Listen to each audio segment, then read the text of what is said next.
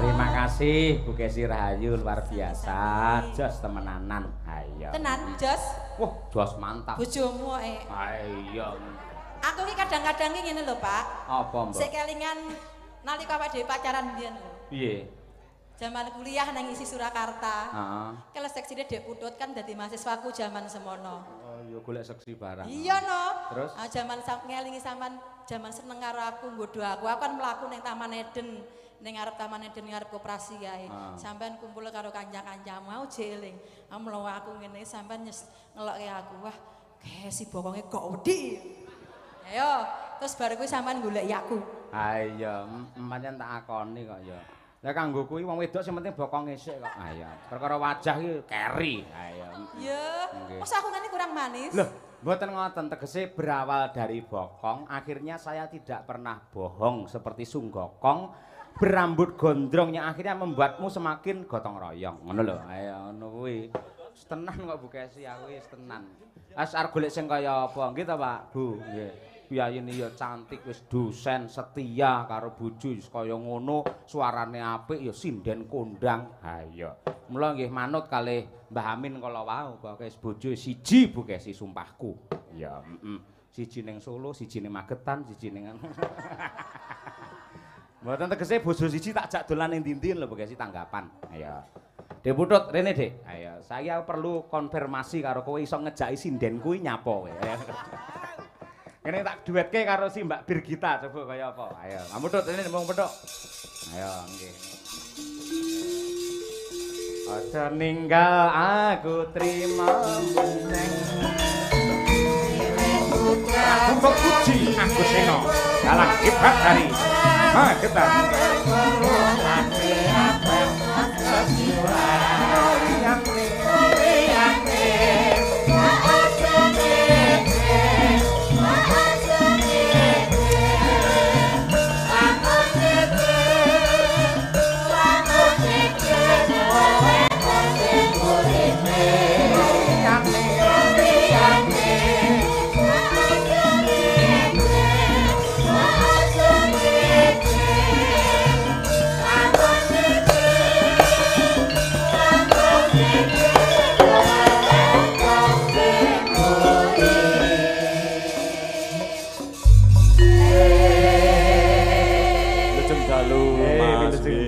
Panjenengan kaya ngerti arep klonggahke ngangge seragam dagelan ngoten niku. Nggih niku wau kula diguyoni kalih Mas Naryo ora nggo blangkon sisan ngoten.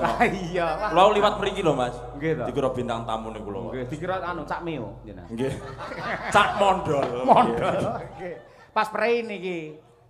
Kula ngelengke mriki. Ngelengke. Kagungan usaha rumah makan barang. Alhamdulillah. Lah aku ora tau diambirke. Lah jenengan teng Solo Mas, teng Karanganyar kok. Ora tegese lek pas teng Magetan sok tanggal 20 lah teng Magetan melih. Nggih. Di WA mampir. Siap, nggih. Ning niki anune nyun sewu Mas, dagangane tetep cumpen. Maksudnya niku jagani ben mboten mambu ngoten lho. Oh, omongane wong cetil iki ngono kuwi. Mboten estu, jenengan mungkin jenengan pinarak Dek Birgita nggih pun preso mriku. Kula niku Birgita saksi. pun nate mriku. Urung. Urung to? Urung. Lah tak bungkusne kae. Urung ndi ora ngapusi sampean. Sampai nek nderek Mas Yoyo niku mbok yo ngetokne aku sithik ngono nyapun. Jujur Mas aku sebagai wanita harus mengedepankan kejujuran. Oh iya. Contohnya bulurah mesti bulurah iki piyayine mesti jujur. Bulurah sing ndi? Lah niku bulurah ibu jenengan iki. Sing kene Bu Lurah Manjung sapa? Asmane sapa? Asmane sapa? Hayo kowe, hayo kowe, hayo kowe. Mula dalang lek omongi dirungokne ora. Ayo, Ora sapa? tiktokan ae. Mboten sinten, Pak? Ha, nyun presarana. Ayo. Sinten, Pak? Bu Linda. Oh iya, Bu Linda. Harus sing nanggap barang ora ngerti jenenge ora. Ngene padha karo Dimar lampu pecah toronge. Amar turu ora ngerti jenenge. Nggih Mas, pokoknya nderek belajar kali jenengan, pokoknya jenengan selalu sukses selalu kalian tim pengrawit Madangkara. Nggih. Nyuwun pangapunten nek kula nyepili setunggal-setunggal wonten niku kula betek-beteke nggih. Napa nggih? Ngefan kula katut anu kalian jenengan. Nggih, mboten napa-napa wong lek pas kula praining nggih tumut sinten-sinten kok nggih. Biasane mboten namung nyindeni wayang, tiyang obong boto mawon disindeni to. Nggih, ngoten niku. Pak, cocok. Nggih kula nggih nderek remen jenengan kula mantau terus teng YouTube jenengan nggih sukses luar biasa. Tidak hanya entertain dan hura-huranya namun garap lakon dan drama adegan jenengan jos luar biasa. Nggih sing kula tiru nggih jenengan Mas. Ha nggih matur nuwun. Hebat. Lek niru ya pirang persen aku ya neono ora. Lah nggih mengki kula betakne rawon Mas, kula sowan teng Karanganyar. Rawon. Ben bengi wayangane rawon pisan. Lho, Lah rawone Darien niku benten lho Mas. Oh, warunge jenenge apa? Darien. Oh, Darien. Nggih. Bayare keri. Oh iya. sepertinya madang. Furis nggih. Sampe nek melu Mas Putut piye Mbak Birgita? Nggih seneng, Pak. Seneng karo melaku seneng dijujur ya? Seneng melu Mas Putut, Pak. Soalnya mesti rampungnya jam 2:30 wis Nggih. selesai. Ngoten niku. Trik kula ngoten niku Mas. Awakmu cah enom nek ra kuat suwi piye to? Aku sing wis semene anakku 4 lho ora jam 4 ra marem lho ora. Terus mesti jajannya mesti banyak mesti. Banyak piye? Mesti ditumbasnya jajan kalian Mas Putut mesti. Bojoku sing numpakne aku ora. Budalang. Oh, kowe wedi bojomu melu to? Nggih. Layak ketok wedi men kowe ora. Lah delok wayang aja ngejak bojo. Nek jenengan ajrih mboten kalih Mbak Kasim. Oh, nemen. Aku lek karo Bu Kesi lek ning omah basa. Jenengan. Oh, basa nggih. Bu Kesi ya basa. Dadi lek pas enek tamu ngoten ya. Nggih. Oh, monggo Mas Cahya niki unjukane kagem tamu. Ngono kuwi. Monggo dipununjuk. Oh nggih. Lek Nek tamune kondur, kondur ngono terus langsung nyedek aku karo malang kerik. Panjere gorene kek. Apal gawe banyolan kuwi urung kowe? anu, kula catet Mas. Aduh nggih. Napa jenenge live streaming jenengan nonton kula klumpukke bahan-bahan niku kula tulis sedaya. Wah, nggih nggih. Wis monggo pokoke saling mengisi kemawon. Nggih. Titip anak-anak yen nakal mang jewer pas tumut jenengan. Ya. Nggih. Sinten, Pak, maksudnya? Sinakali sinten? Hah? Sinakali sinten? maksud sinten? Tegese pamane awakmu apa Nggih. Mbak Dian melu terus njaraki dalang mang seneni ra Loh. apa-apa. Lah ngapa Pak niki napa niku budalange niku Besti besti kok kali kalih kula. niki kok. Hah? Besti Besti. kali kula. Apa sinden ya? An? Mboten. Oh, besti lahire batine mbuh kuwi asine. Nggih. Jadi saking jenengan niku saking takut kepada istri Pak Mas Putut no mboten apa? Mboten kula gagah, Mas. Los, yo Mas ya. Los kula, gagah. Los. Los. Ketoke dalang sak donya sing paling wedi karo bojo aku ketoke. Lah, betul ya. Oh iya, bareng aku tak tegas saya. Bukan sesuk teko omah tak jak upacara. Ayo, sigar, brak. Siap. Oh, piye? Piye siap gerak ya? Siap gerak. Tak kira tak sigar, brak ngono ya. Nembango piyai loro. Nggih. Apa, Dik? Lintang asmara apa-apa ngono. Oke. Oke. Utawa apa bebas nggih. Nderek. Ah. Iya boleh, Boleh? suara boleh. Ya. Saya nak jupuk HP sik, Dik. Nggih. Nggih. Halo.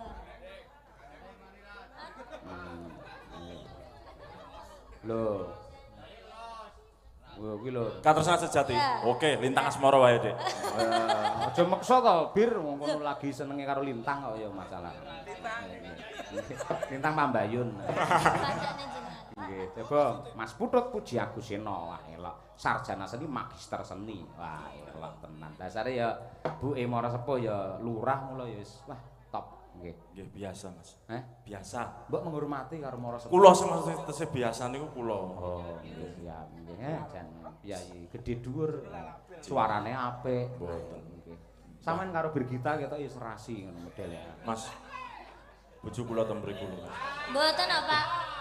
Kula niku selerane sing sepuh-sepuh kados Mbah Amin ngoten niku Pak kula niku.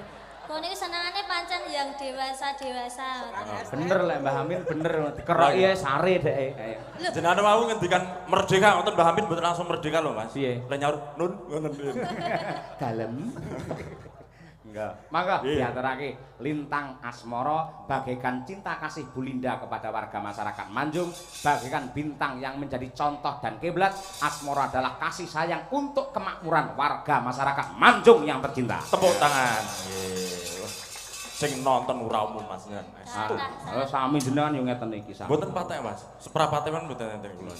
Mula lek sampean pengen akeh sing mirsani. Carane pripun? Carane penontonnya kayak ana duit 50-50. Mang nonton kula sewengi gelem ngono. Mayak warep nyalek niku kok. Ini ya kuwi suwi-suwi wayangmu entek wingi kok dol. Monggo. Monggo Mas Noval. Ya, nggih. Fabes. Oke. Bersama dalangnya Magetan. Mas Putut. Mas ini Mas, penontonnya ndak kelihatan. Bumi Keso. gengimu. Uruping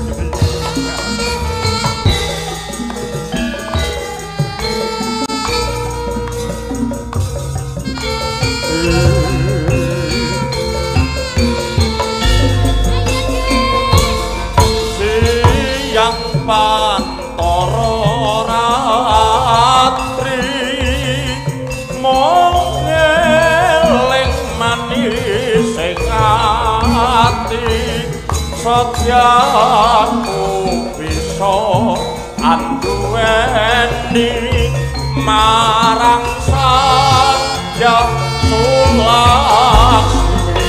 Oke.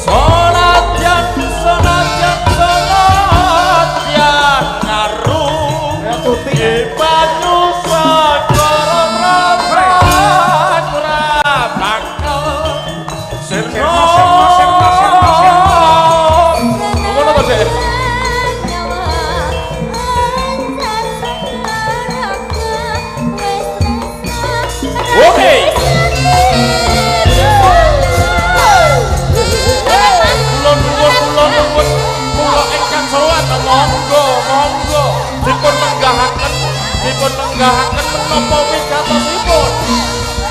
Ring bongotan ditugel dinggo kelengan anyar ditolong malih nginten manten anyar ditungkala jengking. Yang para ratri ya dek ya eling manis sing ati sadyaku bisa anduweni marang sadya panon sinawi. Bodro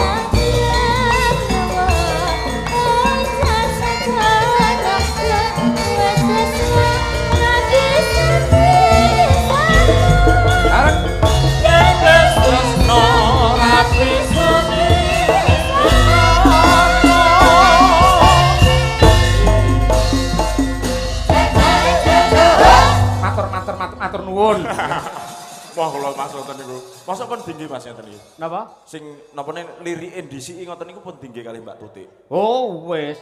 Dek lahire wis ngono kuwi kok. Kat lahire wis ngono kuwi. Ha nggih. Nggih Mas sukses selalu Nggih. kagem Anu ibune jenengan Bu Lurah nggih tindak. Nggih, Tindak tindak menika kula. Oh, nggih. Bu Lurah pundi nika? Purwodadi. Purwodadi. Nggih, suka lenggah Bu Lurah menika nyenteng kampus riyen menika adi kula. Nggih. adi Tem mriki kula. nggih adine jenengan tetep. Nggih, tur yo lek sekolah yo sregep banget lek bolos. Ayo. Mboten Mas jenengan. Mbok yo mbela kula sithik-sithik ngoten. Mas. Bela no kalian jenengan ora bela iki. Nggih. Nggih. Pun Mas nggih. Anak kula nangis lho Mas kula niku nyanyi. Biasane dalangi ben ndang iso mulih anake dijak ngono. Jane ora rewel dituwapuki, nek nangis kan gak mulih pisan. Berarti sinapuki mbae niku semangku mbae kok. Baik ta. Nggih. Matur nuwun Mas. Terima kasih Mas Nggih, Budut. Siap, Nggih, sehat selalu, nggih, sukses selalu. Siap nggih Mas nuwun. Nggih. Luar biasa. Birgita yo senate nderekke, Mbak Uun yo nderekke, Mbak Dian yo nderekke. Ayo, kapan-kapan Bu Kesi jaken Mas Budut. Ayo ora apa-apa. Heeh, mulai Bu Kesi iki nderekne Mas Putut ngono sawengi utuh ning Magetan langsung Winong tak telepon. Di mana kamu? Jalan yuk. Ayo, nih Mas Ayu Winong Nawangsih, ayo. Tak dang. Yo nong, coba kayak apa? Ayo berpacu dalam melodi. Yo.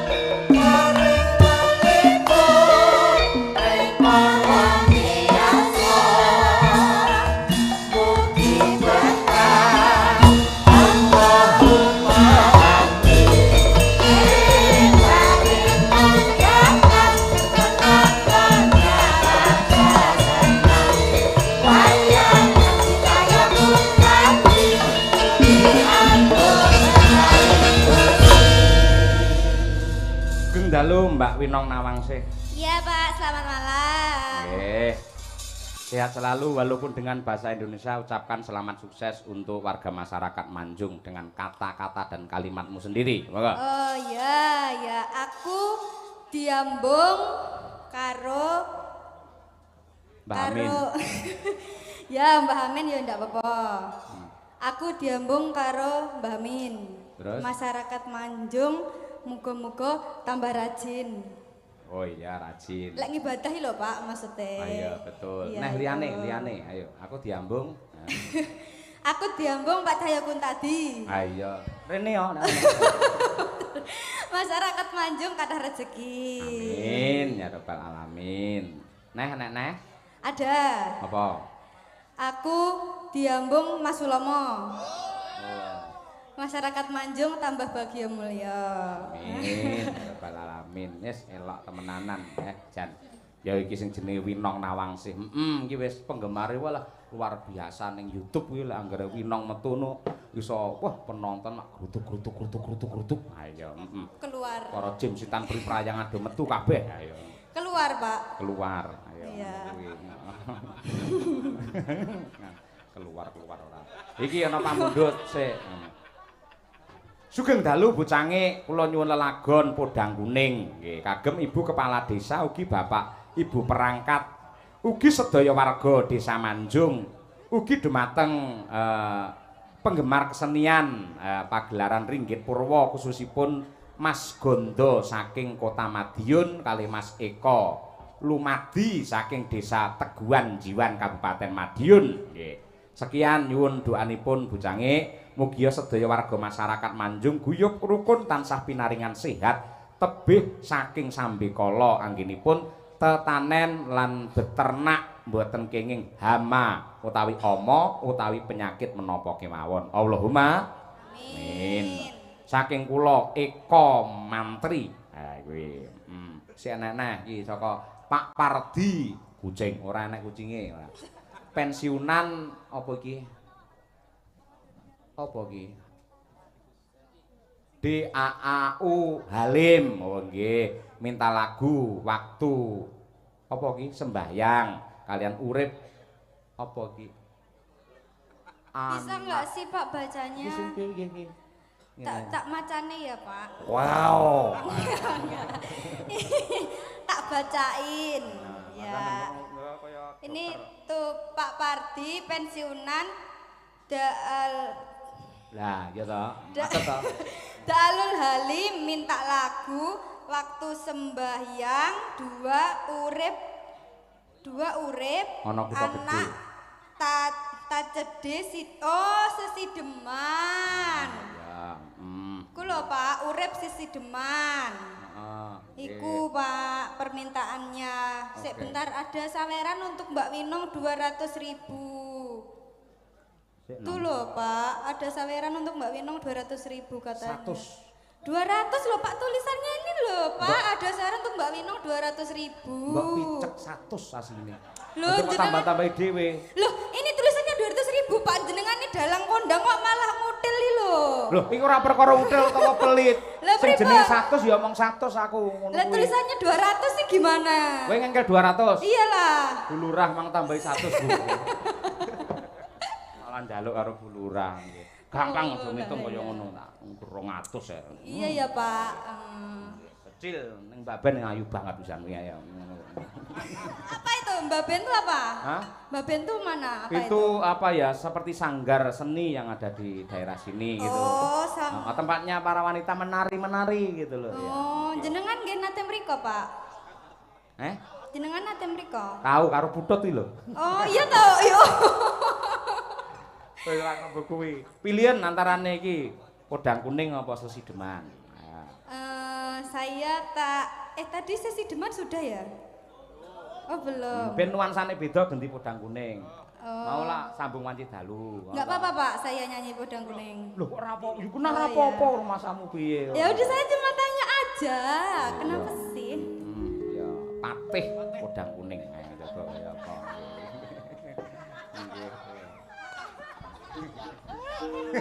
Ayo, jaran.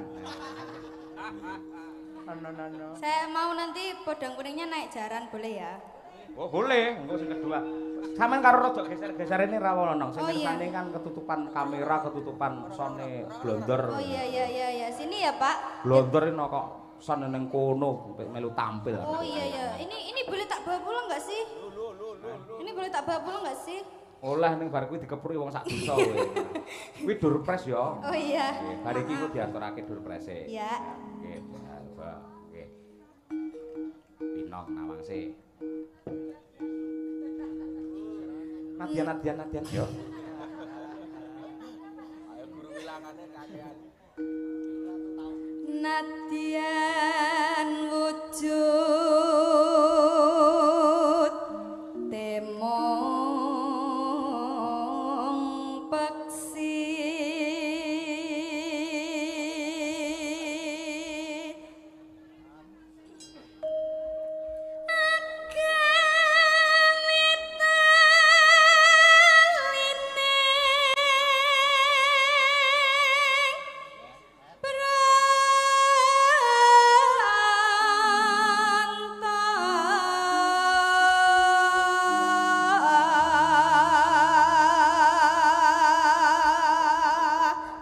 Yayo. Yayo.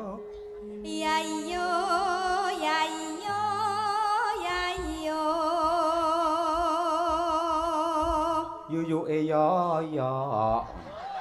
Engko tak kepruk lho. Aku iki gur ngentintingan malah melu yayu-yayu. Iya. Kok yuyu ya apa sih, Pak? Lah awakmu kuwi kon nembang yayu-yayu ora. Alus manis nengsam make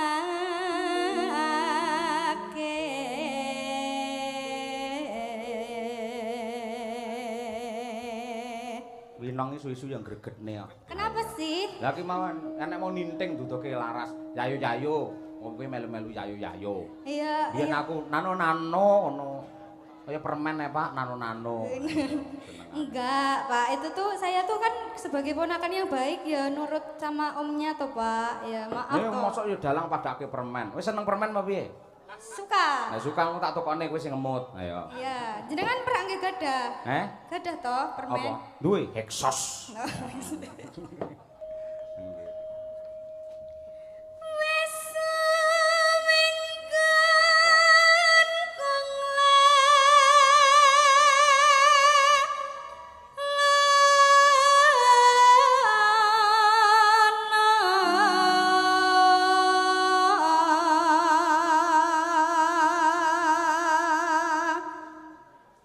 ngonano golek isi podang jenar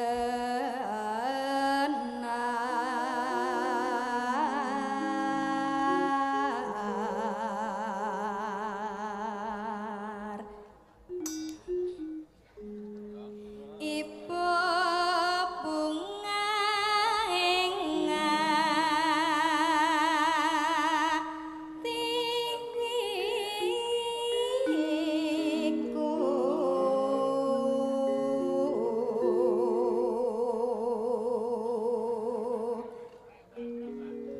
nyanding bisa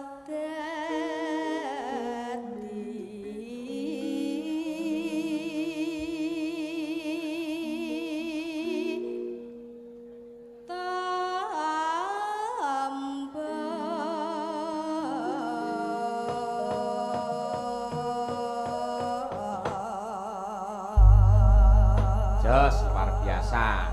Kejaba iki kanggo panglipur ngaturake podang kuning. Podang kuning juga doa terbaik untuk seluruh warga masyarakat Manjung. Podang adalah burung yang terbang, kuning adalah emas. Semoga bersama Bu Lurah Linda Manjung terbang tinggi ke zaman keemasan. Amin ya rabbal alamin. Yo ngaturake podang kuning lagu sakral untuk Madangkara. Monggo.